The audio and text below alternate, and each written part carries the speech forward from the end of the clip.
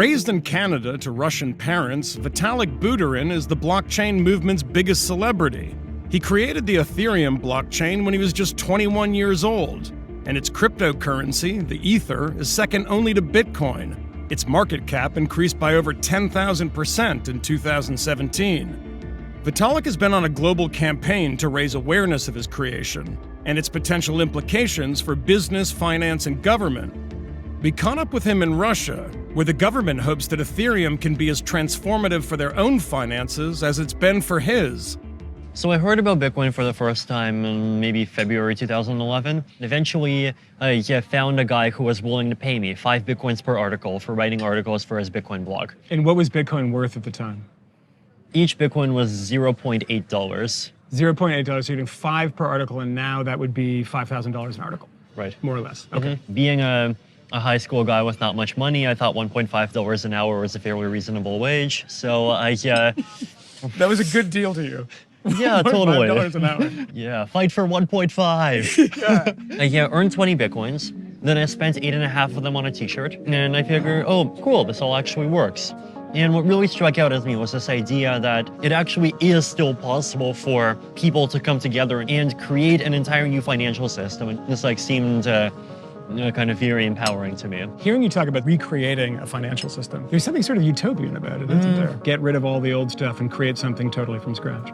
It wasn't about kind of overthrowing anything. It was more just the idea that before kind of finance and lots of other things seemed like there were all these people way up there that were just doing these things, and without them, there's no way any of this could happen.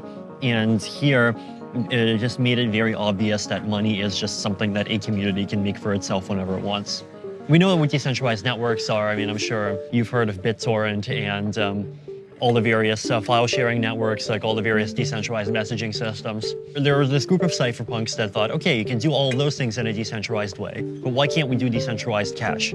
For example, if I have, some song, and I want to send you the song over a decentralized network, I do this, and that's fine. I have the song, you have the song. Money is fundamentally different because money requires some notion of memory. So I have $100 digital. I send you the $100 digital. Then I make another transaction which looks exactly like that first transaction, except the only difference is it sends someone else the $100 digital. I published both transactions at the same time. Clearly, both of those transactions cannot succeed. You have to have some mechanism that keeps track of the fact that I sent you these $100, and so that after I send the first transaction, the system knows that I no longer have the money, and so the second transaction fails. Explain to me why this technology is so transformational that people think it'll change the world. Because they represent kind of epochal changes in the options that we have for interacting with each other.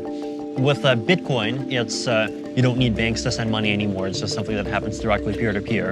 And Ethereum extends that to making digitally enforceable agreements. But that changes whole industries, doesn't it?